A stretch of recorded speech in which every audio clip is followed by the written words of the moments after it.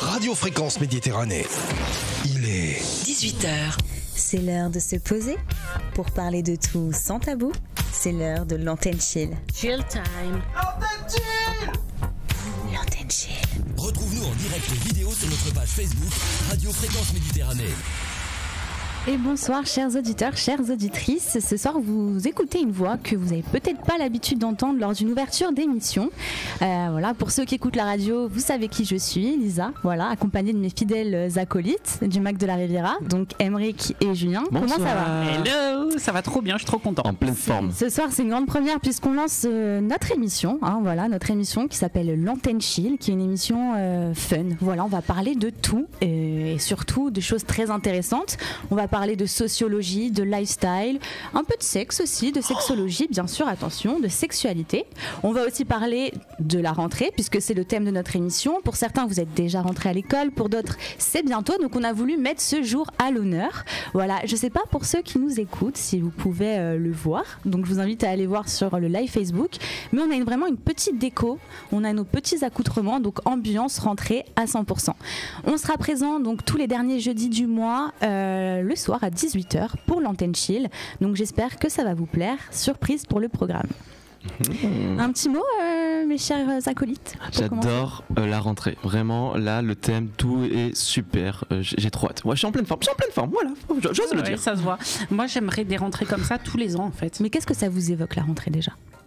Oh, là c'est tellement de nostalgie, des souvenirs, parce que bon, la dernière rentrée, quand ça date un petit peu, j'en parle pas pour Julien parce que lui ça risque de faire un oh, bah ça va.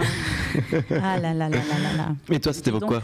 Moi, ça m'évoque un peu d'excitation, la boule au ventre, vous savez, la veille de la rentrée. Est-ce que je vais être avec mes copines dans la classe ? Est-ce que je vais avoir des bons profs ? Est-ce que ça va bien se passer ? Tout ça, cette petite excitation. Et oui, voilà. Les peurs, tout ça, il faut se rassurer. Et j'ai envie de faire participer nos auditeurs ce soir, parce que je trouve que c'est important, voilà.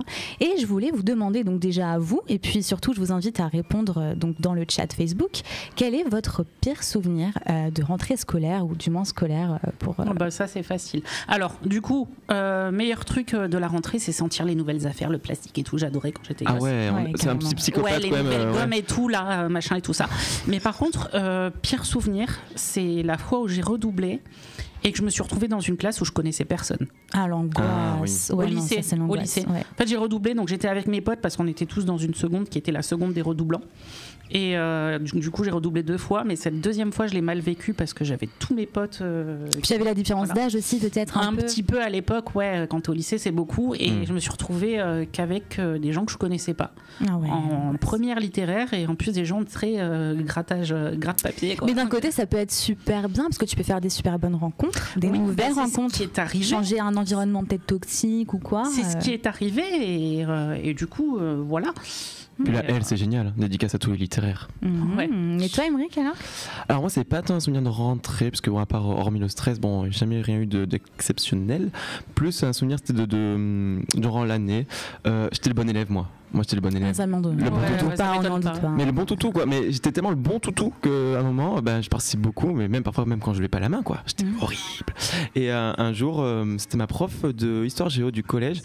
Elle avait un peu marre, je pense que j'avais toujours les bonnes réponses, que je levais toujours même pas la main, que juste j'intervenais. Et elle a commencé à me donner des sucres quand j'avais une bonne réponse. Oh Vraiment, elle avait dans son tiroir, elle avait des petits sucres. La petite récompense, quoi. Vraiment. Petit sucre. Ah, quelle horreur. C'était en 4e, je crois, si j'ai bonne mémoire, ou 5e. Mais t'avais des amis du coup à l'école ou c'était compliqué, non ? Allez, sujet suivant. Au moins, tu faisais jamais de malaise vago du coup, vu que t'étais tout le temps. Hyperactif. Peut-être ça joue encore aujourd'hui. Peut-être à cause de ça qu'aujourd'hui je suis encore hyperactif. Des petits sucres comme donnait ma prof quand j'étais au collège. D'accord, incroyable. C'est une petite anecdote bien sympathique. Et moi, personnellement, ça rejoint un petit peu Julien. C'est que j'étais inséparable de 2 copines à moi. On était vraiment les pestes, on va dire, du collège. Voilà, c'était vraiment les plus belles époques. Et un beau jour, lors de ma 3e, je pensais encore réitérer et être avec mes copines. Sauf qu'elles ont été toutes les 2 et moi, j'ai été la seule qui a été séparée. Laissée sur le bas-côté. Donc quand ils appelaient tout le monde, il y avait la pression. Je me disais, est-ce que je vais être avec elles ? Donc j'ai vu qu'elles étaient toutes les 2 partir au loin dans le rang. Purée. Et moi, rester seule. Main dans la main avec le rayon de soleil au fond et toi qui es là dans le noir. Me dire que j'allais passer une année complètement seule. Voilà. Bon, ça s'est bien passé au final. Parce que attends, du coup, quand ils disaient les classes, ils disaient un à à un. voix haute, ils appelaient chaque élève pour chaque classe. Donc j'ai entendu leur prénom et je me suis dit, ouais, pas moi. Très Hunger Games un peu, toi, genre. C'était vraiment, ils voulaient me faire payer quelque chose, je sais pas quoi, mais en tout cas, j'ai bien payé pour ça, quoi, en tout cas. Oh mon Dieu, c'était horrible. Donc voilà pour nos petits souvenirs, les auditeurs, voilà, dans le chat. J'attends vos retours pour la rentrée. En attendant, voilà, Aymeric nous a concocté un petit texte, je crois, sur la rentrée, justement assez poétique, hein, je pense. J'ai fait mes devoirs. Voilà, donc pour se mettre dans le bain, je vous propose de s'écouter tout de suite La prose qui s'ose.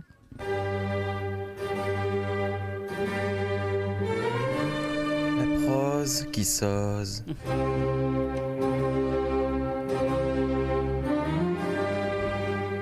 La prose qui s'ose. Un son perfore le sommeil léger, le réveil nous sort de cette nuit abrégée. Un rythme, des rouages, des pages se tournent, on décrypte les paragraphes, les âges roulent. Les règles claquent contre le cahier, on se sort les doigts du sac et ça y est. Petit carreau est grand, petit problème est grand, on regarde à travers la fenêtre le temps. La pluie frappe aussi contre les carreaux, au rythme du stylo qui souille la page vierge. Dans la cour on court, mais jamais on ne rattrape les heures. Dans les fous rires on floute, les peines les pires, on transpire des contrôles par peur de dénoter. Les parents contrôlent leurs fleurs, leur prendre de la graine. Le temps file et les aiguilles de l'horloge ne suffisent pas à recoudre les trous. Les premiers amours, les premières déceptions, les premiers fours, les premières exhibitions. On découvre les leçons de classe et de vie, on recouvre les sons qui glacent par la musique. On déguise les odeurs par du parfum, en guise de rancœur, des pics pas fins. On expérimente la chimie des hormones, les filles saignent des premières ruptures, les garçons deviennent de plus en plus bêtes, donc des hommes. Le brouhaha devient une place à se faire dans la salle, les personnalités explosent et la célébrité devient le Graal.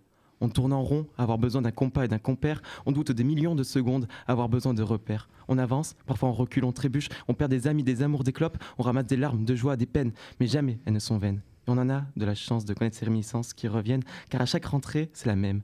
On espère s'enfuir pour un nouvel été, mais on s'égare dans ce désir de revivre ces belles années.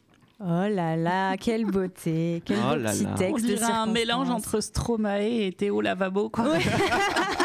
Je préfère le côté Stromae, je t'avoue, que le Théo Lavabo. À choisir. Un peu des deux. Mais en tout cas, très beau texte. Merci pour cette entrée en matière de circonstances.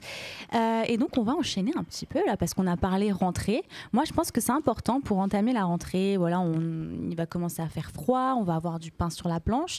Avoir une petite playlist, à s'écouter qui nous fait du bien, parce qu'on est d'accord que la musique, ça aide vraiment beaucoup. C'est une thérapie la musique.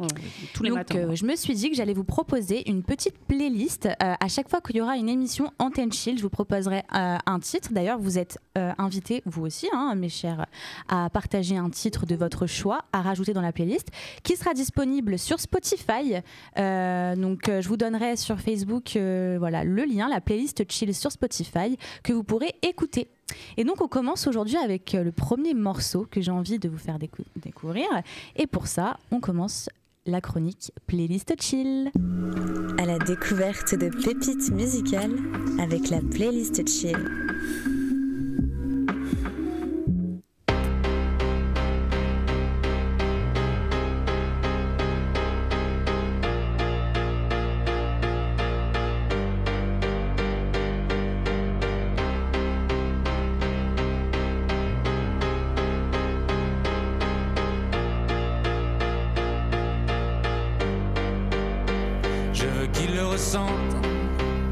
Je le garde prisonnier chez moi. Les prochains mois seront moches et on va les passer ensemble.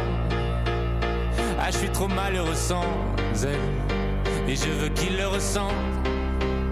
Je veux le voir et j'irai jusqu'à en avoir le pull taché de sang. Jusqu'à la bave et les sanglots. Je parlerai comme un Italien avec les mains. Et j'aurai enfin plus aucun secret à dire. Sculpture au marteau, peinture au couteau. Je me suis jamais senti autant créatif. Demain j'irai graver mon deuil sur sa peau. Et ma balance affichera 10 kilos de moins. Increvable colère, je suis pas désolé. Il est mort le soleil. Mon Dieu qu'elle me manque. Tout s'éteint des crescendo. Ma terre s'arrêtera bientôt. Et c'est la faute de quelqu'un d'autre. Oh mon Dieu qu'elle manque. Tout s'éteint des crescendo. Bientôt plus rien à perdre. Je vais m'occuper de ce quelqu'un d'autre. Oh je veux qu'il le ressente. Je recherche le bruit comme une drogue dans le silence. Voilà pour ce petit extrait. Qu'est-ce que vous en avez pensé déjà avant toute chose? Aymeric, je crois que tu as écouté le projet, toi. Ouais, j'ai déjà écouté l'album. Du coup, celle-là, c'est une de mes préférées, l'album. Pour le coup. Voilà. Je vais pas spoil, mais c'est une de mes préférées. Et toi, Julien? Moi, vous connaissez mon amour pour la musique française, mais franchement, bizarrement, j'ai adoré. Ah, super. Donc je pense que je vais même la mettre dans ma playlist. Incroyable. Oh, ouais. Vous pouvez la retrouver sur la playlist. Mais dis-nous, quelle est cette musique alors? Eh bien, 15 titres pour 52 minutes et 1 seconde de pur bonheur. C'est le nouveau projet que nous a proposé très précis L'Homme Pâle avec Mauvais Désordre, sorti ce vendredi 16 septembre. Pour ceux qui ne connaissent pas cet artiste, vous avez déjà dû entendre le son Trop Beau ou encore Yeux disent. Si ce n'est pas le cas, tant mieux, il est temps de le découvrir. Après Flip et Janine, c'est au tour de Mauvais Ordre de voir le jour. Et si le morceau que je viens de vous faire écouter s'appelle Décrescendo, on peut dire que l'intensité des projets de L'Homme Pâle est plutôt crescendo.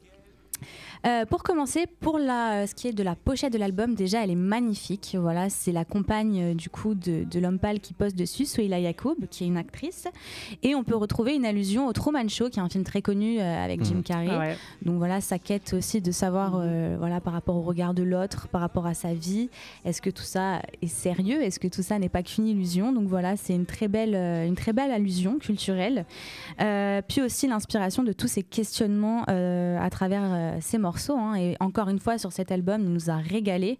Il n'y a pas des instrumentales donc, qui sont phénoménales.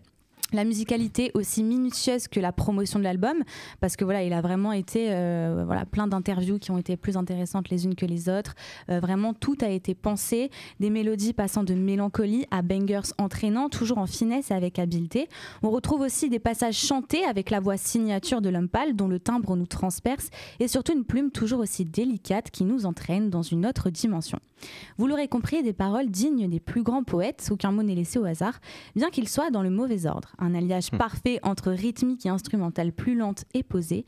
Pour danser ou pour penser, pour se motiver ou se laisser porter, vous avez toutes les bonnes raisons d'aller découvrir ce nouvel album, aussi riche en style que travaillé. Les thématiques sont toujours un petit peu dans la lignée des projets précédents. Amour, déception, doute, image de soi, introspection. Une très belle façon de rentrer justement dans cette introspection, tout en permettant aux auditeurs aussi de se retrouver dans ces morceaux, parce que ce n'est pas qu'autobiographique, au contraire ça invite tout le monde à se questionner. Donc c'est ça que j'aime beaucoup dans ce projet. Et pour les fins amateurs de musique, et musique au sens propre, c'est-à-dire des instruments, des rythmiques, je pense que vous allez vraiment apprécier, parce que ça parle aussi à des gens qui ont des goûts pointus en termes de musicalité. Notamment, il y a 2 morceaux que j'ai beaucoup aimés au niveau de l'instrumental, c'est Etna et Crystal, qui sont magnifiques. Je suis entièrement d'accord. Voilà, c'est vraiment une prouesse à écouter, musicale. franchement, parce que je connais pas. Ouais. Mais franchement, mais Crystal, en fait, ce qui m'a beaucoup touché, c'est vraiment il chante. Parce que pour beaucoup, c'est plus poser la voix, plus rap. Là, Crystal, il chante et Crystal, du coup, magnifique. Ça parle quand même de dépendance. Ouais. Oui, bien sûr. Je ne spoil pas, mais je trouve qu'il détonne de par son originalité aussi, parce que même si tout l'album est original, bien sûr, et dans l'univers artistique, je trouve que celui-là, vraiment, il m'a marqué dans le sens où je m'y attendais pas forcément. Une belle surprise, tu vois, quand tu écoutes un album et tu dis, il y en a bien sûr d'autres, mais je la trouve. Je te laisse finir, mais après, j'ai un avis un peu plus tranché. Et du coup, on peut voir le succès qu'a eu cet album, puisque une semaine seulement après sa sortie, il est déjà certifié disque d'or, donc c'est pas rien. En même temps, il a une fanbase qui est très solide. Les ventes physiques occupent 58% de son total, ce qui est énorme, sachant que les gens n'achètent plus de physique, donc ça montre aussi l'engagement de la fanbase. Est-ce qu'il y a des cassettes? Des cassettes? Non, pas de cassettes. Non, bien sûr, tu vas récupérer ta voiture. Non, mais. Il a récolté plus de 20 000 ventes, c'est énorme. Et puis je pense que ça va pas s'arrêter là pour la suite. Donc, bref, un projet comme on les aime.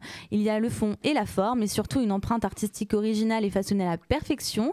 Voilà, le petit titre qu'on s'est écouté, c'est Décrescendo, et vous pouvez le retrouver dans la playlist Chill. Merci à tous. Voilà. Et donc, Aymeric, tu voulais rebondir peut-être sur le son? Alors, oui, pardon. Par rapport à L'Homme Pâle, en général, j'avais adoré les 2 premiers albums, donc Flip et Janine. Et en fait, je trouve que là, sur les instrus, pour le coup, alors elles sont géniales, mais elles sont moins variées que sur l'album précédent, par exemple. C'est plus épuré pour le coup.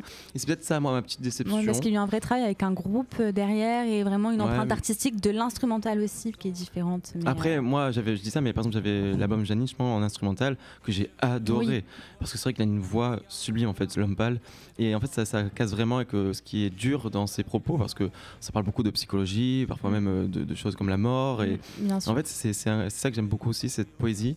Et finalement, cette poésie qui est très tranchante par rapport à cette voix rock. Et l'instrumental qui est très douce aussi. Il a que 27 ans quand même, hein, Oui. c'est un tout jeune. Mais conclusion, il faut aller écouter à tout prix ce projet, d'ailleurs les précédents aussi. Et chers auditeurs, j'espère que ça vous a plu ce petit morceau, donc n'hésitez pas à nous dire ce que vous en avez pensé. Juste pour casser un petit peu l'ambiance.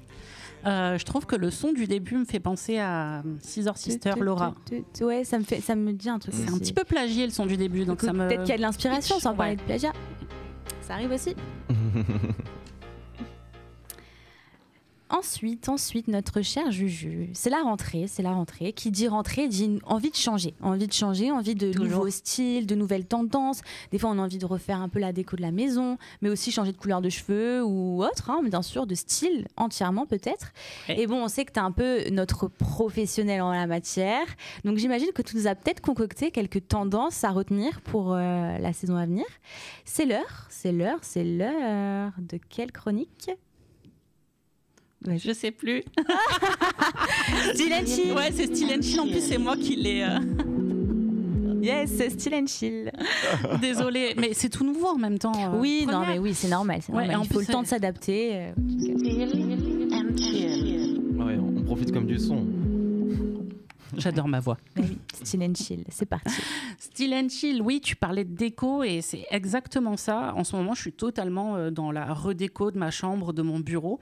Et en fait, parce que j'ai découvert un style, donc j'arrêtais pas d'en parler au boulot. Je sais pas si Emeric il est au courant. Moi, je suis au courant parce que j'adore ça aussi. Ouais, voilà.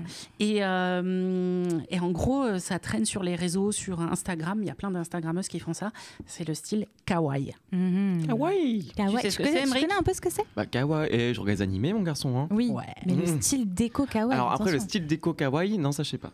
Mais Juju, dis-nous en plus. Bah, déjà, je voudrais parler de l'origine du kawaii qui est vraiment s'est installé dans les années 80 en fait. Kawaii, c'est aussi hiraganas apparemment en japonais. C'est un adjectif qui signifie principalement mignon en fait. Et sur le blog de Belle de Cœur, j'adore ce blog. Elle explique un peu l'origine de cette culture kawaii et elle cite un phénomène qui a commencé avec des adolescentes qui ont continué d'écrire comme des enfants avec une écriture ronde en agrémentant leur écriture de petits dessins comme des fleurs ou des cœurs. Oui, mais ça j'adore. Et même Voilà. tout ce qui est papeterie, etc. Je sais pas si vous aimez, mais les stylos, Ouais, la papeterie et tout, kawaii, vraiment, c'est c'est un truc de magnifique. ouf. Elle explique aussi que tout aurait pu alors se finir sur cette note, mais ce fut sans compter sur le marketing, bien sûr, comme d'habitude, qui décida d'adopter ce style d'écriture dans les magazines, les publicités et les packaging des produits durant les années 80. Voilà, j'adore ces années-là en plus. Cette même période a poussé à la recherche scientifique à l'origine de ce style carrément d'écriture. Il a été révélé que ce fut une tendance naturelle des jeunes filles d'écrire ainsi. Ce n'était donc pas un effet de mode. Et c'est vrai qu'il y a pas mal de filles, enfin, moi je me souviens à l'école, et même ma sœur, qui ont une écriture très ronde. Oui, très, Oui. un peu Alors que grosse la aussi, plupart ouais. des mecs, c'est pas du tout sexiste. Même moi, j'ai une écriture très fine, pâte de fourmi Ouais. et tout ça. Bah, déjà, Et, t'écris, c'est pas mal, parce que moi, personnellement, c'est même plus l'écriture à ce niveau-là, c'est des hiéroglyphes, hein, vraiment, c'est affreux. Je sais pas, j'ai jamais fait attention. Quoique, oui, là, je vois sur le petit cahier à côté. Emeric, ok. Du coup, la culture du mignon, elle fut rapidement un phénomène accepté dans la société japonaise et qui manqua pas de faire partie de l'identité nationale du pays, carrément. C'est vrai, quand on pense manga Japon, on pense à des Oui, trucs tout on mignons. pense tout de suite à des petits chats ou des petits trucs roses avec des fleurs, comme le chat avec etc. la patte et qu'on met le billet. Oui. Enfin, bon. Oui. Et les Japonais estiment que le kawaii est une partie intégrante de leur culture, carrément. C'est inscrit. En dehors des petites mascottes, donc tu parles des chats et tout ça, le kawaii il s'est exporté sous plusieurs formes, bien sûr, notamment dans l'art culinaire. Vous avez pu voir sur mon Instagram dernièrement, Oui, genre des que petites je boissons. testais des petites boissons colorées, mogu mogu, choupa choups, tout ça. Ouais. Et donc du coup, ça s'est vraiment répandu dans plusieurs pays du monde. Pour ma part, c'est en fait ce truc tout mignon et tout, c'est vraiment ce qui m'a attiré dans cette mouvance stylistique en fait, parce que pour moi c'est vraiment une mouvance stylistique. Tout ce qui est pastel et tout ça, vous me voyez. Bon, aujourd'hui je suis habillée en noir, mais vous me voyez souvent habillée en pastel. C'est la rentrée un peu de sobriété, quoi. Mais un petit peu, pas trop. Vous verrez. Et du coup, ça s'est surtout emparé des geeks sur Instagram en ce moment. Ils ont remodelé leur kawaii à eux. Et en fait, c'est des nanas et des mecs, surtout des nanas, qui vont décorer toute leur chambre et leur bureau avec des petits objets mignons, des licornes, Sailor Moon, des choses comme ça. Et de temps en temps, elles font comme moi des vidéos où elles versent du lait avec du moku. C'est toute une petite routine kawaii. Voilà. Et de la SMR aussi, parce qu'il y a beaucoup de vidéos où elles montrent les claviers qu'elles ont achetés, qui ne sont pas des claviers communs tout noirs pour ordinateur, qui sont des claviers et justement avec ces kawaii. Petites émoticônes qu'on retrouve sur les touches, etc. Voilà, elles ont des petites pinces pour enlever les touches du clavier, mettre des petits trucs mignons dessus. Et moi, j'ai adoré, donc du coup, j'ai acheté mon premier clavier kawaii. Est-ce que tu pourras nous mettre peut-être des petits liens ou quoi pour les gens qui veulent tester la tendance kawaii aussi? Bien sûr. Et du coup, j'ai fait la petite vidéo, vous la verrez, où je tape sur mon clavier, je fais un petit peu d'ASMR avec le bruit des touches. Bon, ça ressemble surtout à un éléphant qui essaie d'écrire, mais voilà, c'est bien, ça fait bien plein de bruit. Satisfaisant. Et du coup, pour moi, en fait, le kawaii, c'est pas juste un étalage de clavier comme ça, mais tout un style. C'est la rencontre du manga et des licornes, en fait, pour moi, avec des figurines pop ou tokidoki carrément. Je vous mettrai des petits liens toujours. Et leur design sucré, doux et chimérique, donc ce mélange homme, enfant, panda, tout ça. Par exemple, avec la collection Donutella, j'adore. Que j'ai trouvé sur le site tamtoki.com, qui se veut être le premier site kawaii en France, avec des personnages inspirés de donuts et toute une série de figurines. Elle a plein de Donutella, de petites copines figurines, sucrées et gourmandes. Donc ça fait une jolie collection de personnages originaux dans le thème des desserts. Les plus gourmands, bien sûr, parce que j'adore bouffer aussi, il faut le dire. Oui, c'est important aussi. Et toujours plein de petits détails. D'ailleurs, sur tamtoki.com, on peut retrouver des stickers. On va retrouver des stickers, des carnets, des sacs, tout pour faire un style kawaii. Et les influenceurs, ils vivent ça à fond avec l'ASMR, les boissons et moi aussi. Voilà. Mais on a vu ça sur l'Instagram. D'ailleurs, vous pouvez aller suivre l'Instagram de Julien, Joublou Makeup. Vous verrez justement si ça vous parle pas du tout le kawaii, parce qu'il y en a qui connaissent pas du tout le kawaii. Ouais. C'est l'occasion d'aller un petit peu checker ce que ça donne. Voilà, c'est un univers qui est très apaisant, moi je trouve, le kawaii. C'est exactement ça. Et dans le souci du détail tout minutieux, il y avait ces filles, je sais pas, justement, on parle de la rentrée scolaire. Il y avait toujours des filles à l'école qui étaient toutes minutieuses, vraiment tout carré, qui écrivaient très bien. Je pouvais pas me les voir. Mais voilà, moi j'étais vraiment tout l'inverse. Donc bon, voilà, le kawaii, c'est pas pour moi. Mais c'est une super belle tendance et je trouve ça super joli. Donc merci pour ce partage, mon petit Julien. Merci. Après avoir parlé de tendance, là on a parlé de tendance. Toi, Aymeric, t'es plus un peu dans le jeu, dans tout ce qui est ludique, j'ai l'impression. Moi, je suis un grand enfant. Un grand enfant. T'as pris ton petit... Là, franchement, pour ceux qui peuvent pas voir, qui nous écoutent seulement, vous verrez qu'il a sa petite barquette de jus de pomme, son petit sac à dos, vraiment ses petites bretelles, comme un petit écolier. D'ailleurs, sur Facebook, vous pouvez nous retrouver. Voilà, c'est pour imaginer un petit peu tout ça. Je le répète dans le chat. J'ai mis le paquet. Oui, t'as mis le paquet. Vous pourrez le constater. Sinon, voilà, toi, à l'école, t'étais du genre à jouer à la marelle, la corde à sauter aux billes, oui, voilà tout ça. Ouais, avec mes amis imaginaires beaucoup. Écoute, tu vas nous faire découvrir un petit peu ces jeux justement, et c'est l'heure de la ludothèse.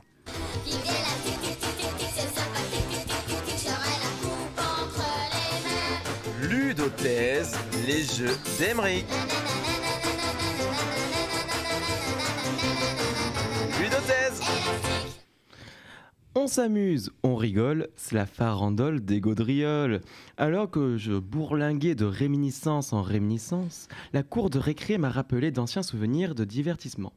Alors plongé dans l'émulsion du ludique, je me suis passionné à étudier d'autres pratiques qui viennent d'autres horizons, et c'est ainsi que j'ai trouvé un jeu qui vient du Japon, tout proche de la province de Fukushima. Le jeu s'appelle le jeu des 23 doigts. Je vous vois moqueur, mais cela n'a en rien en rapport avec la radioactivité. C'est un jeu adéquat pour travailler votre agilité mathématicienne ou vos réflexes sportifs, selon votre manière de jouer. Pour commencer le jeu, il vous faudra vous munir de une paire de 5 doigts, de préférence les vôtres, 3 bagues de 26 carats, un tapis de sol quechua de sauge blanche, un briquet type clipper ou d'allumettes grises, 34 billes et demi et de 8 galops et 3 quarts. C'est précis quand même. C'est un rituel satanique, le truc. Clairement. Et enfin d'un animal domestique, de préférence un âne ou un caïman. Le jeu peut se jouer de 2 à 8 joueurs et demi si un joueur est nain uniquement. Si vous êtes seul, il existe une variante, mais je n'ai pas le temps de l'expliquer. Le jeu se déroule en 49 manches, mais il faut enlever 2 manches par t-shirt ou pull porté. Le but du jeu est de réaliser des calculs mentaux grâce à la multiplication des phalanges divisées par le nombre d'objets sur le tapis quechua. Une bague vaut 4, une bille vaut 101, un galop vaut 1,75, une sauge ne vaut rien, il faudra la brûler. Attention, si sur le tapis se trouve une bague et une bille, il faut prendre le carré du nombre. En revanche, si une bille et l'animal domestique se trouvent sur le tapis, il faut prendre ses jambes à son cou. Le dernier à être arrivé devra mettre sa main au feu. Attention, l'erreur est courante, mais si un joueur fait des calculs rénaux, ils ne seront pas comptabilisés dans la partie. Le dernier joueur à garder ses phalanges intactes jusqu'au bout des manches aura le droit de porter des moufles l'hiver prochain. Voilà pour le jeu des 23 doigts. J'espère que ce jeu vous plaira et que j'aurai mis le doigt sur votre curiosité.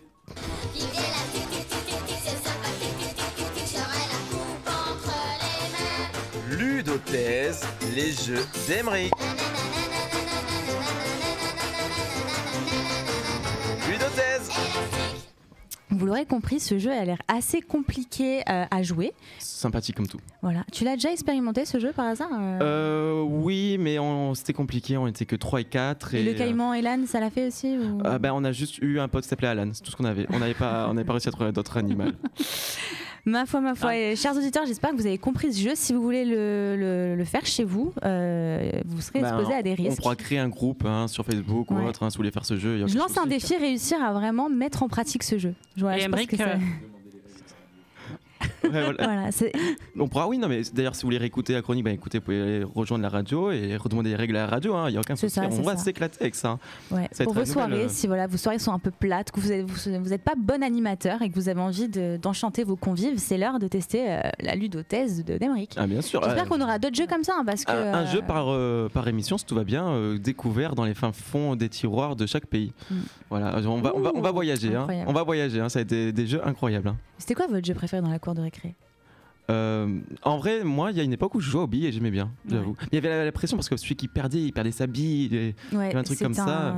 Des fois, ça t'arrachait le cœur de perdre des galops Galaxy et tout. Tellement. Je pouvais me battre pour ça.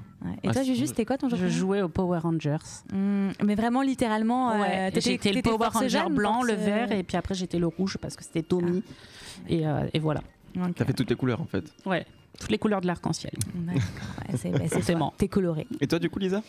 Moi, j'ai joué un petit peu à tout, honnêtement. Mais t'avais bien un jeu que t'adorais, tu vois, genre. Je sais pas si c'est un jeu ou pas, mais je jouais énormément avec mes cartes. J'avais un deck Yu-Gi-Oh! Ah, mais oui, mais clairement. Mais moi aussi, c'était un. Moi, j'ai cru qu'elle jouait au poker.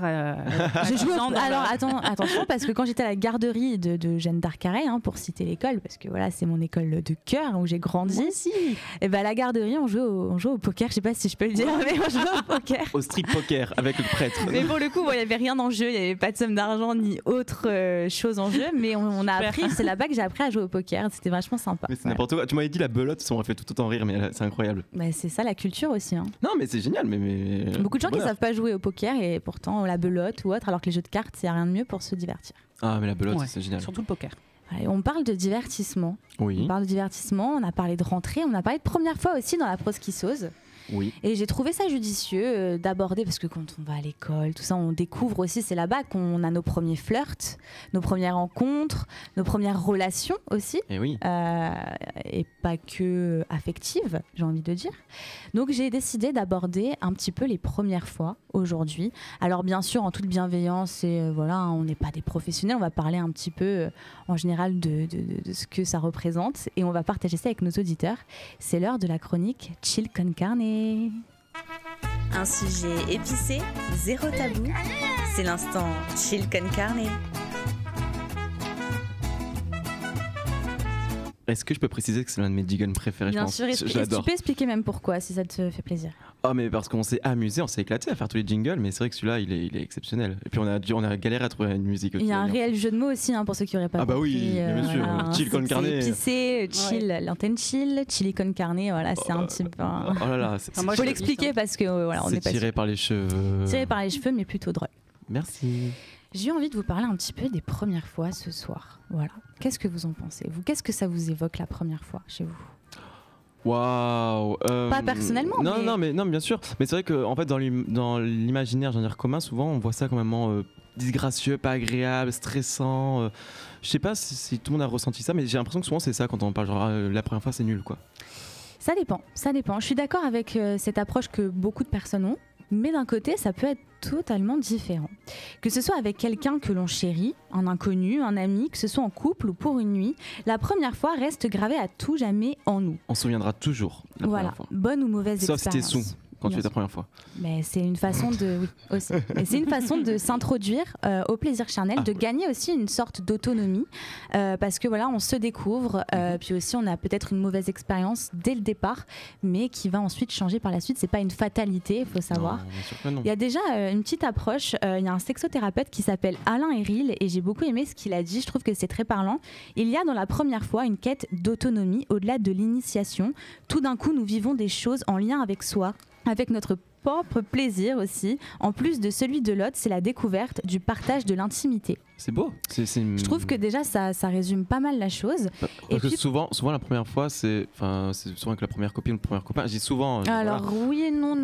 Ça c'est un peu une généralité. C'est une généralité peut-être, mais genre, j'ai dit souvent, j'ai pas dit tout le temps. Ça peut être compliqué. Moi, on m'avait pas du tout expliqué, surtout que voilà, j'aime les garçons, donc. C'est une quête qui est. À l'époque, on était dans les années début 2000 quand vraiment j'ai commencé à y penser vraiment, mais on n'explique pas, et encore moins aux enfants qui ont une sexualité différente en fait. Oui, parce que déjà qu'il y a cette approche aussi homme-femme. C'est vrai que sans faire de caricature, il y a aussi ce côté, déjà c'est en matière de chiffres, 72% des femmes seraient amoureuses de leur premier partenaire contre 64% des hommes, et puis donc 6% seulement des femmes auraient un orgasme lors de leur première fois contre 70% par les hommes. Bon, en même temps c'est compliqué hein. C'est vrai. Mais je pense qu'il y a aussi cet abord que le fait... En fait, moi, j'ai beaucoup entendu de témoignages de certains hommes qui avaient plus cette vision de virilité, dans le sens où c'est une grosse angoisse parce qu'il y a une notion de performance, de technicité. On a envie d'être à la hauteur, entre guillemets. Mais pourquoi aussi ? On se met une pression incroyable. C'est plus un mythe, la société, les copains, la société, les films. Bien sûr aussi, c'est le milieu culturel dans lequel tu es, le discours que tu entends. C'est autre chose. Bien sûr. Il y a aussi tout ce qui est l'usine pornographique qui donne une image de performance tout le temps. Moi, je n'osais pas le dire, lui, il y va cash. Mais c'est vrai que les images à caractère pornographique, ils jouent beaucoup parce qu'en fait, l'homme va, même au même titre que la femme, une espèce de volonté que ce soit parfait, presque comme un film avec tout bien, la performance jusqu'au bout, cet aspect très technique. Même souvent, il y a peut-être une notion que cette douceur, des fois, peut être un petit peu oubliée, dans le sens où on va tout de suite rentrer dans le vif du sujet, tout de suite penser que la pénétration, c'est le seul moyen de prendre plaisir, alors que et du coup, ça, mais voilà, non, pas du tout, mais ça peut. Donc, et plutôt, les femmes ont une approche quand même un peu plus elles veulent de l'amour, elles veulent de la beauté. Il y a beaucoup de films en fait, aussi. Le mot que tu cherches, elles sont naïves. Non, parce que moi personnellement ça s'est très bien passé. C'est propre à chacun. Oui, et je pense que non, mais ça c'est pas une généralité. C'est bien sûr que quand je dis ça, c'est aussi une approche de par ce que j'ai pu voir un petit peu. J'ai fait mes recherches et puis je pense qu'il y a cette notion qu'on s'imagine un petit peu le truc avec les bougies très magiques. On se dit que c'est vraiment très important. On place ça, comme vraiment quelque chose qui va changer notre vie, un déclic, etc. Et souvent, comme a dit Emeric, ça peut être en deçà de notre de ce à quoi on s'attend, de ce qu'on espère, parce que on s'y connaît pas forcément, on découvre. Mais je pense que c'est ça qui est drôle aussi avec les premières fois, c'est que du coup on expérimente, mais on est perdu. Puis il y a aussi cliché aussi de dire que l'homme a moins d'engagement peut-être sentimental lors de sa première fois qu'une femme. On a dit quand une femme peut être vierge et tout de suite on a peur parce que ça va être le premier, parce que s'il y a une grosse pression aussi par rapport à ça des filles, et puis au contraire des hommes, non mais attends, tu l'as pas encore fait. C'est comme un rituel de passage dans la vie d'adulte, la vie d'homme. Presque on devrait avoir honte. C'est presque pointé du doigt. Presque. Mais pourquoi limite il y a un problème si la personne n'a pas encore. Donc voilà, il faut vraiment désacraliser ça pour ça pas être une norme à ce niveau-là. Même s'il y a des jeunes qui nous écoutent actuellement, surtout ne pas se mettre de pression avec ça. Appréhender la chose dans le respect bien sûr, et ne pas oublier que la première fois ne va jamais résumer ta vie sexuelle. Si ça se passe mal, c'est après que tu vas prendre Vraiment, c'est après ça que tu vas découvrir ton corps, découvrir le corps de l'autre et voilà, hein, et apprendre à jauger de la bonne façon tes gestes. Je vois qu'il y a un petit peu, il y a des réactions chez les auditeurs sur le chat ou est-ce qu'il y a des petites réactions de nos auditeurs ? Vous n'êtes pas en direct. D'ailleurs, on va voir. Ah, d'accord, des petites blagues de Cryptom06, notre cher auditeur, toujours là, qui s'éclate dans les commentaires. Voilà. Un peu tout le monde d'ailleurs. Hein. Je trouve que tout le monde y va de son petit commentaire. Faut pas hésiter, on est là. C'est un échange en fait, hein, cette émission. On lit vos commentaires et justement, on a envie de savoir un petit peu votre vision de la chose. C'est très important. Moi, je pense que le plus important, c'est de s'éclater. Voilà. Mais le plus important, c'est pas le faire de façon forcée. En fait, la première fois, elle doit pas être forcée. Elle doit être se protéger aussi. Évidemment. Merci Julien. Voilà. Faut se protéger et surtout, il ne faut pas paniquer. Voilà, il faut pas donner trop d'argent. Attends, je comprends pas du coup, je suis perdu. Voilà. Émeric. Voilà, le plus important, c'est de se sentir en confiance, de se sentir respecté, et puis de ne surtout pas être traumatisé si ça se passe pas bien. Bien sûr que non. Le problème qu'il y a aussi souvent avec la première fois, c'est que derrière les rumeurs qu'il va y avoir, parce que souvent c'est peut être collège, lycée, fac, tout dépend bien sûr. Il y a pareil, il y a une urgence, mais souvent c'est les rumeurs qu'il va y avoir au début surtout. Mais je trouve qu'aujourd'hui, vraiment, heureusement et Dieu merci, ça c'est quand même beaucoup atténué. Ça c'est encore présent, mais avec les réseaux. Je traîne plus au collège, je peux pas te dire. Moi j'ai pas trop connu ça, mais je sais que. Les mentalités, moi, pour avoir vu des jeunes plus jeunes que moi, collège, etc., ils ont des esprits qui sont tellement plus ouverts que nous, on pouvait les avoir. J'ai l'impression. Ils sont plus éduqués. Oui, mais ils sont quand même plus éduqués sur la sexualité. Je trouve que c'est bien. Oui, voilà. Ça c'est bien. Donc voilà, c'était pour clôturer la première fois. Et c'est des boires et c'est plaisir et c'est joie. Carnet. Ouais, c'était la fin. Un sujet épicé, zéro tabou. C'est l'instant chill con carne. Et bravo, c'est bien la cucaracha. Voilà, ben là, Julien, tu nous as parlé de style. Hein. Franchement, j'ai apprécié ta... Fréquence Méditerranée. Partout dans le monde, sur le www.fmradio.fr. Fréquence Méditerranée. Donc je disais, oui, mon Juju, tu nous as parlé de kawaii. Toi, t'aimes bien les trucs aussi un petit peu strange, j'ai l'impression. Ouais. T'aimes bien les trucs qui sont pas...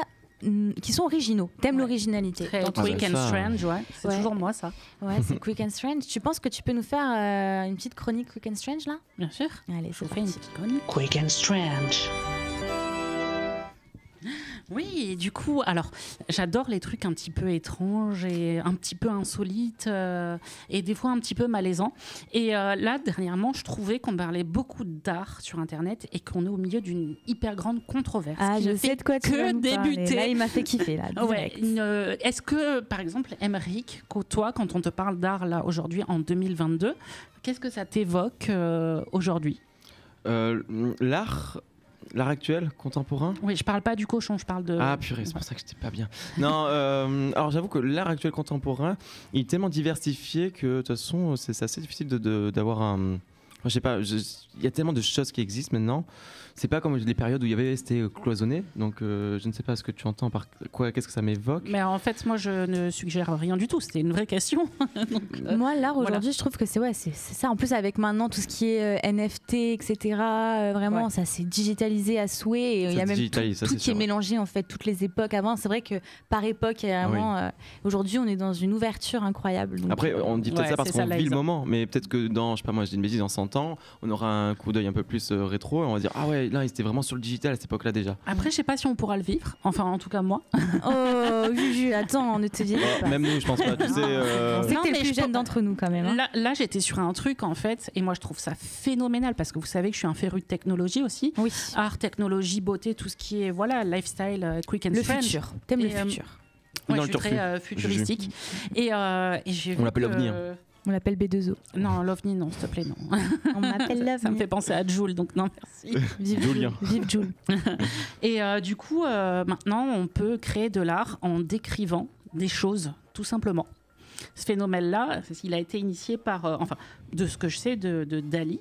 Donc c'est une nouvelle forme d'art numérique qui est un nouveau système d'intelligence artificielle, je cite le site carrément, capable de créer des images réalistes et de l'art à partir d'une description en langage naturel. Il peut combiner des concepts, des attributs et des styles. Tu m'as déjà fait, toi. Tu m'as déjà fait sur une lune, courir sur une lune. Oui, j'ai fait plein de trucs strange en fait.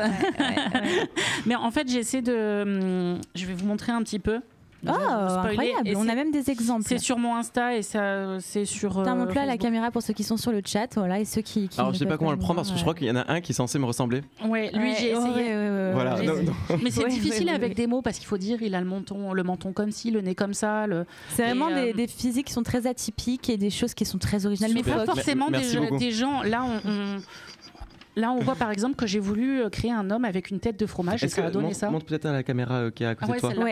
Pour ceux qui ne peuvent pas voir les images, vous inquiétez pas, elles seront retranscrites sur Facebook. J'ai créé une licorne de l'espace qui regarde la télé. J'ai créé, parce qu'en plus on peut dire impressionniste, rendu 3D. On peut mettre un style aussi. J'ai créé un flocon de neige géant sur une main en 3D. J'ai créé Emmerich. Voilà. Enfin, ce qui est censé me ressembler, je préfère me défendre un petit peu quand même parce que ça affligeant. Mais du coup, j'ai vu dernièrement une chronique là-dessus. Je crois il y a 2 ou 3 ans de ça, il y a une enchère qui a été vendue, qui a été conçue par un logiciel. Et en fait, la critique était mais du coup, finalement, c'est qui est censé toucher la légitimité, j'allais en parler. Pardon, excuse-moi. Non, mais c'est une très bonne question. C'est ça qui est totalement. Oui, non, il y a la légitimité. Dernièrement, il y a un artiste qui a gagné un concours d'art. En fait, il a décrit en gros, et j'ai essayé de le refaire, une peinture avec des gens du XVIIe siècle en train de danser dans une salle de bal. Ça a donné un truc très magnifique. Il a gagné. Et finalement, ça a été un petit peu remis en question parce que où est la légitimité de l'art ?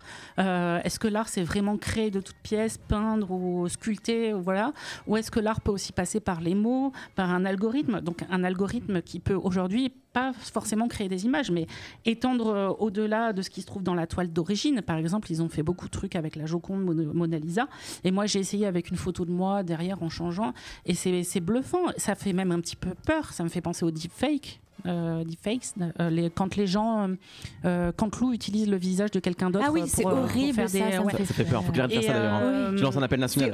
Non, mais c'est horrible. Jusqu'où ça va aller ? Un jour, on pourra gruger des gens. Mais on peut déjà gruger des gens. Oui, parce que j'ai vu qu'il y avait une expo où un photographe a fait une expo entière rien qu'avec des fakes, en faisant des fausses photos, genre sur un lieu en guerre, et tout le monde est tombé dans le panneau en fait. Mais même, en ce moment, il y a un Instagram qui circule où c'est Tom Cruise qui fait c'est très bien fait en plus. Et on dirait vraiment lui. Moi, ça me fait peur. Et de l'autre côté, on se dit il y a plus de possibilités à la création. Il y a des publicitaires qui commencent à se servir de Dali. Il y a aussi Crayon qui est un petit peu son concurrent, et il y en a un nouveau, c'est Wonder. Voilà. D'accord. Il y a déjà des concurrents. Il y a déjà des concurrents. C'est déjà très novateur, et pourtant on a déjà un marché concurrentiel sur ce genre d'application. Toujours, ça marche, vu que ça marche. Oui, c'est vrai que c'est très créatif parce que l'air de rien, ça fait appel aussi toi au créateur, entre guillemets, l'intermédiaire. C'est à choisir les bons mots aussi, parce que l'imagination que tu peux avoir, parce que Juju, on sait qu'il a beaucoup d'imagination. Peut-être trop même. Et quand on voit les images, oui, c'est très. Mais c'est pas tout le monde qui peut se mettre. Je vais remontrer un petit coup. Et c'est là où on voit par contre l'importance des mots aussi, parce que là où je suis d'accord, que je rejoins, en fait, c'est que la création et l'art en général, on oublie l'importance des mots, et le poids des mots, et c'est dommage parce que à une heure où parfois on peut un peu délaisser la littérature, où on peut délaisser l'écriture. Ça peut être intéressant de dire non, le mot a une importance, et une importance même parfois imaginaire. C'est un retour peut-être au phrasé aussi. Oui. Alors qu'aujourd'hui, avec les émoticônes, les smileys, on était en train d'enfermer le phrasé, et finalement peut-être réouvrir cette dimension des mots. Se re-questionner comment je trouvais le bon mot pour ce que je veux exprimer. Voilà. Ce qui n'est pas aisé. Exactement. Pour tout le monde. C'est génial. Donc à voir la suite, mais c'est vrai que ça risque d'être intriguant pour. Après, est-ce que ça va pas être juste un effet de mode et ça va durer peut-être juste un an, comme il y a eu plein de trucs comme ça. Peut-être que ça va peut-être s'intensifier. Comme les imprimantes 3D, et voilà, qui sont pas très populaires finalement, mais qui ont un intérêt peut-être technologique, je ne sais pas. Merci beaucoup Juju pour cette chronique, c'était très intéressant. Quick and Strange. Fréquence Méditerranée. Partout dans le monde sur le www.fmradio.fr. Fréquence Méditerranée.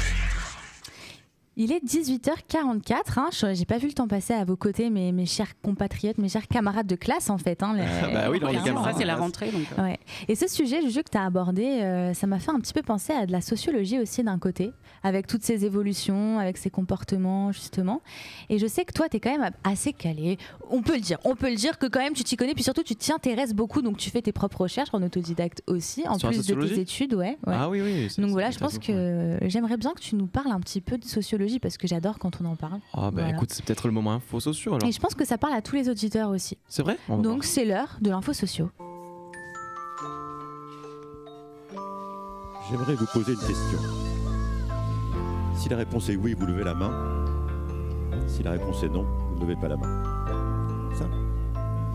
Voilà la question. Qui parmi vous est intelligent? Levez la main. Ça dépend des notes à l'école. S'ils ont des bonnes notes, ils sont intelligents, ils lèvent la main. Si ils ont des mauvaises notes, ils sont bêtes, stupides, crétins, imbéciles, paresseux, doivent mieux faire, etc. Ils ne sont pas intelligents, bien entendu, et ils ne lèvent pas la main.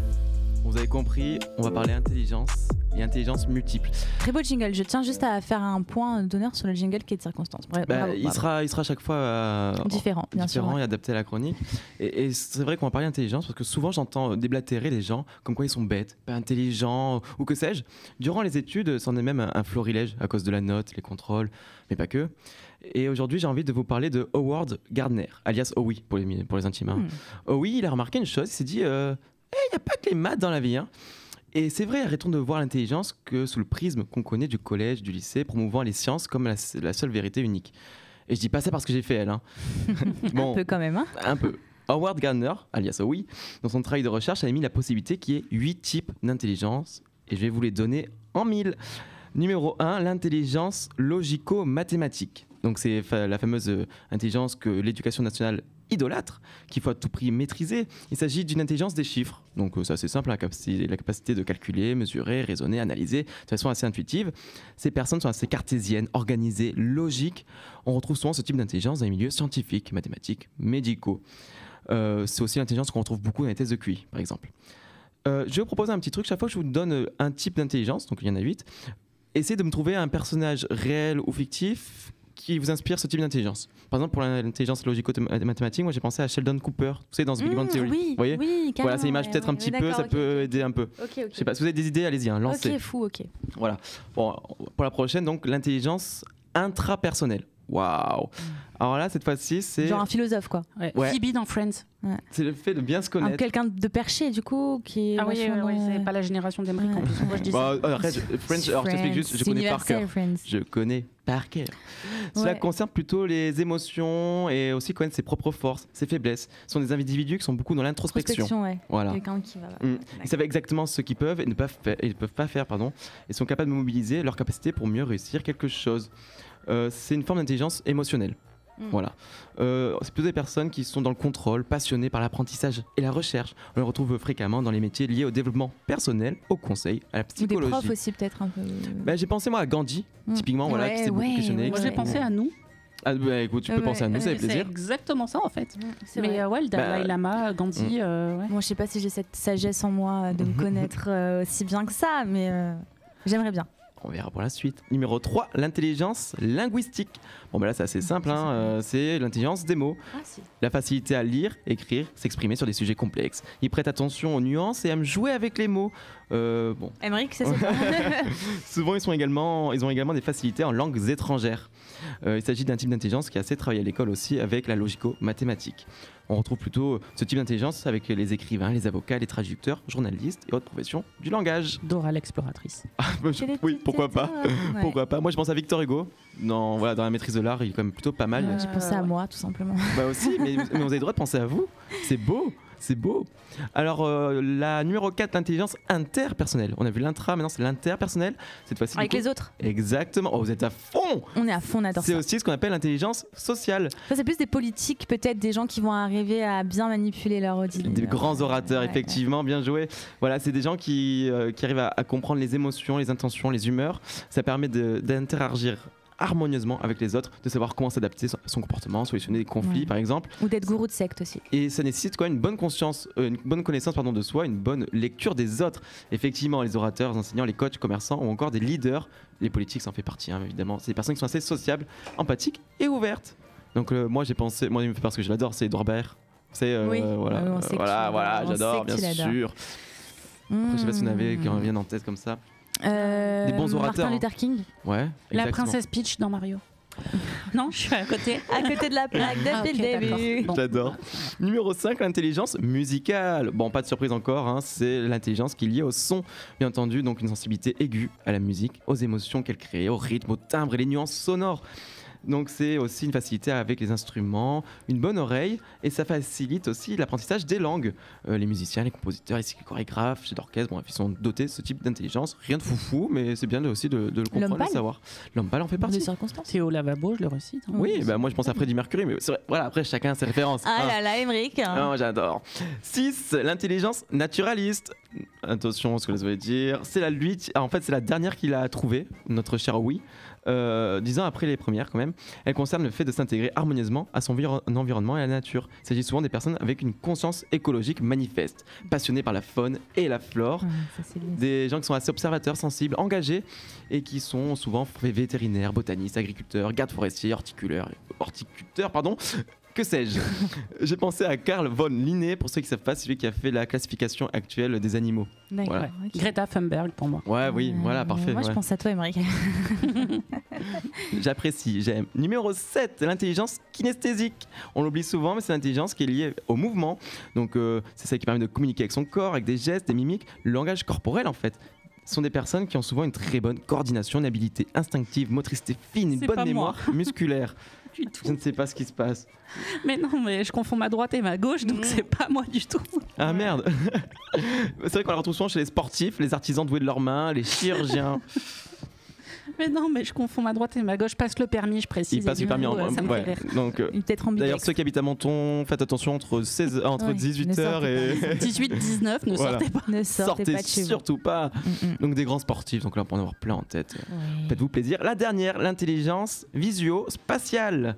Alors cette fois-ci, c'est plutôt la capacité à évoluer sans difficulté dans un espace en gérant les questions de relief, de perspective, de dimension, d'appréhension des couleurs aussi. Donc c'est plutôt pour les architectes, les graphistes, décorateurs. Ça, c'est pas du tout. Alors là, pour le coup, je me reconnais un petit peu peut-être dans les précédentes, mais dans celle-ci... Il faut une bonne mémoire visuelle souvent. Pourtant, j'en ai une. Moi, je me perds dans les illusions d'optique. Alors voilà. Après, j'ai quand même une bonne mémoire visuelle. Mais tu penses que c'est lié la mémoire visuelle et cette...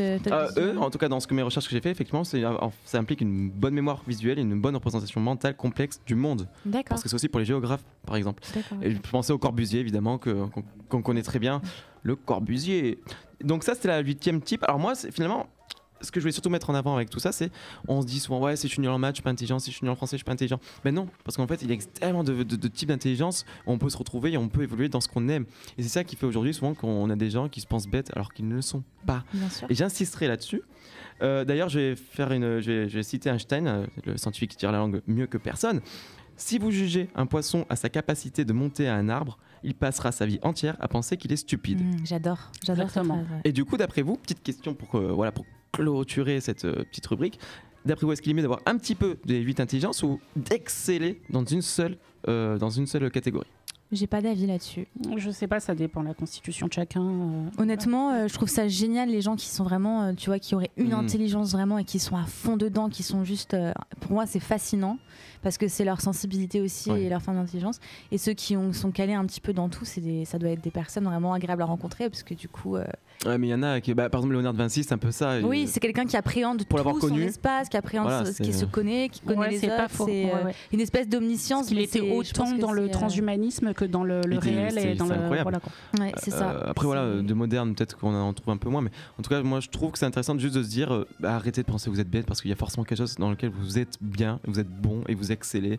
Donc, gardez confiance en nous, en vous, et en nous, pourquoi pas, tout simplement. Et juste cultivons ce qu'on aime et ce qu'on fait de mieux, tout simplement. Merci pour cette chronique, Émeric. Je vous en prie. Fréquence Méditerranée, partout avec vous. FM, numérique, web, applications smartphone, réseaux sociaux. Au travail, à la maison, en vacances. Ne pas nous écouter, c'est rater votre journée. Oh non. Eh oui. Fréquence Méditerranée. Et voilà, c'est l'heure de se poser pour parler de tout sans tabou. C'est l'heure de l'antenne chill. Chill time. L'antenne chill. Je sais pas vous, mais moi, je m'y fais totalement à ce jingle. Il est juste incroyable, personnellement. Ouais, il est ASMR. Ah ouais. Donc vraiment, on a abordé un petit peu tout, je trouve, aujourd'hui. On a abordé du lifestyle, on a abordé de la socio, des jeux, on a abordé un petit peu de sexualité aussi. Bien sûr. Et toujours, pour la rentrée, voilà. Encore une fois, si vous allez vous apprêter à rentrer à l'école, si vous y êtes, en études, peu importe, n'oubliez pas tous ces petits conseils du quotidien qu'on vous a donnés. Oui. Voilà. Puis on reste ouvert, si vous avez des questions, nous on est Voilà. là. Oui, beaucoup de questions. Des questions sur l'émission, des questions sur les émissions prochaines. Si vous voulez nous suggérer des thèmes à aborder aussi, on pourra un petit peu voir. Pas de soucis, faites-le. Voilà, on veut vous faire plaisir dans l'antenne chill. On veut se faire plaisir et vous faire plaisir. C'était la première en tout cas, puis on aura à chaque fois un thème, chaque émission. Chaque Donc, émission, le petit thème de la rentrée. Aujourd'hui, j'ai beaucoup apprécié notre petite décoration. J'ai tout apprécié. Je sais pas, chers auditeurs, dites-nous ce que vous avez pensé de cette première. On est en train de se perfectionner un petit peu. On a été bon dans le timing, on a été bon dans tout. On peut se féliciter, je pense. C'est vrai, on peut s'applaudir même. Ouais. Je le fais mentalement. Bon, c'est quoi un petit peu les sujets de la prochaine émission pour donner l'eau à la bouche à nos auditeurs? Prochaine émission, du coup, on sera en plein dans l'automne. On sera fin octobre. Donc sûrement déjà, sûrement peut-être un thème à venir sans surprise, je sais pas, à voir après. C'est Lisa la chef. Moi je précise, c'est Lisa la chef. Mais moi j'aimerais bien qu'on nous suggère un thème pour la prochaine émission. C'est surtout ça. Oui. Voilà. Moi aussi j'aimerais bien qu'on choisisse le thème des auditeurs. Ouais. Bon, je sais qu'on voudra faire une spéciale Halloween. Ça, sans vouloir spoiler, c'est un petit peu obligatoire. Carrément. Voilà. Forcément. Puis on va venir en citrouille, c'est génial. Et puis Halloween c'est le maquillage, donc. Bien sûr.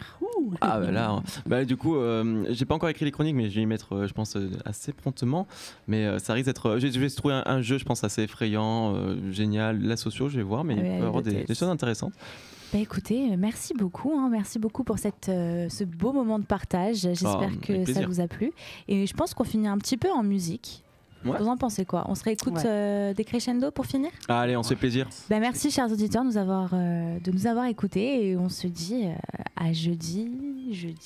Non. Au prochain jeudi, de la fin du mois. Mais bon, on reviendra dès mardi avec. Très vite. Vous pouvez nous retrouver sur le Mac de la Riviera tous les mardis soirs, la petite équipe. Voilà. Merci à tous. Bye bye. Bye bye. Merci à vous.